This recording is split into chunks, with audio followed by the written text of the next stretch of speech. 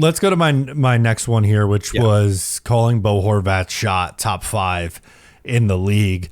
Kind of speaks to, I don't think they're going to play together this year because all signs indicate they both will be down the middle and center. But part of the reason why I am buying Bo Horvat stock this year, I think he gets back over 30 goals pretty comfortably in 2025. Yeah, he had a really, how do I want to say this? He had a rough year, it seemed, with all the injuries, right? We had a lot of injuries last year, and he was meant to carry it all. And it's not that he can't, he's never going to be on his own an 80-point player. He's never going to be that guy. He needs guys around him to help with that. And he just didn't have those guys last year. As much as Simon Holmstrom had a great season, it just wasn't enough. You need a full season of someone like Mathew Barzal around to help him do that. And he wasn't far off, right? Like 28 goals in 81 games, shooting at 11.5%. The 11.5% is pretty low for him. He's usually over 13%, pretty consistently. That's right. Yeah, 13% last year, scored 33 goals. That's friggin' nuts. And shot about the same amount, right? Like 449 shot attempts, 243 on net compared to 430 and 248 last year, where again, he scored 33 goals. So I'm there with you. Like he does have a great shot. That's obvious. It's just, he needs someone to help him get in position so he can unleash that shot. Maybe Jonathan Drouin will be that guy for him. Now you're speaking my language. You put Kyle Palmieri there too, and that's 2 30-goal potential guys. Let's go. I want to see Bo Horvat's. Oh God, NHL Edge is so dumb. Oh, I hate that site. The concept is cool, but it also stinks at the same time. If you know, you know. Yeah, exactly. The user interface is just absolutely ridiculous. Yeah, top. That's skating speed. His skating speed is 96th percentile. That's just ridiculous. Speed burst 98. But I want his shooting numbers. Shot speed 90th percentile.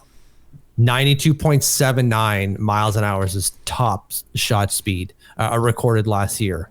Average speed 81st percentile. Like number of shots over 90 miles an hour, 94th percentile. 80 to 90, 96. The guy can rip it, and he gets a lot of speed off that shot. And as Mathew Barzal was saying, if I can get him in a position where he can unleash that shot, then I'm doing my goddamn job. Also, too, which I felt like I should have noticed this, but I didn't look at it until I was going to bring up the power play. Yeah. But this is someone who, on a bad power play in 23-24, still scored 10 power play goals. It is normally someone who gives you double-digit power play goals every year, which Islanders need guys like that.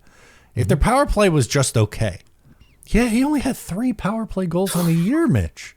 Oh, it's so bad. That's not going to happen. It can't happen again. I'm not going to say it's not going to happen. It can't happen again.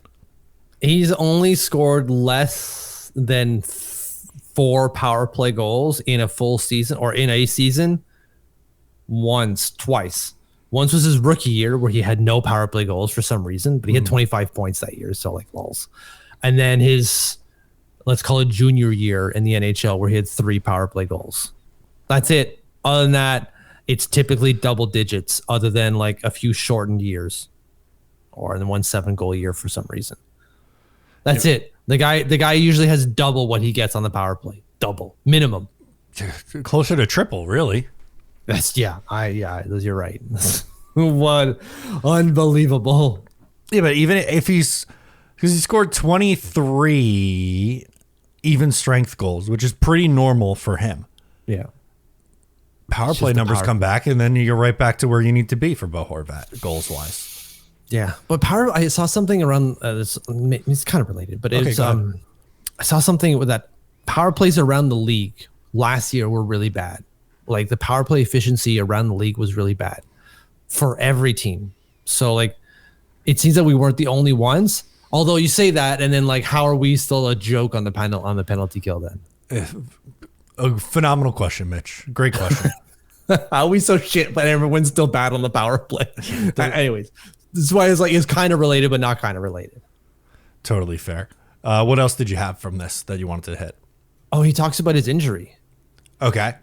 right? So he says he's fully healed and solid. I wrote here, he fucking quoted Lou basically. He said, I still got time, so I'm going to take it. And the relation to that is he hasn't been skating very much right now, or really at all. And he's kind of like, I got time. Even at one point in the podcast, he's like, Frankie's like, I don't want to take more than an hour of your time. He's like, I got nothing to do.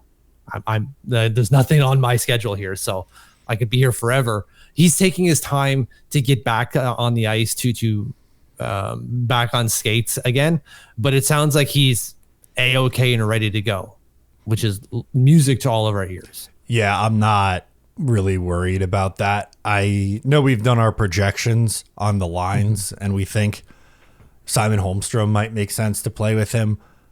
I really hope. I'm rooting for, as much as I love Andersley, he's one of my favorite.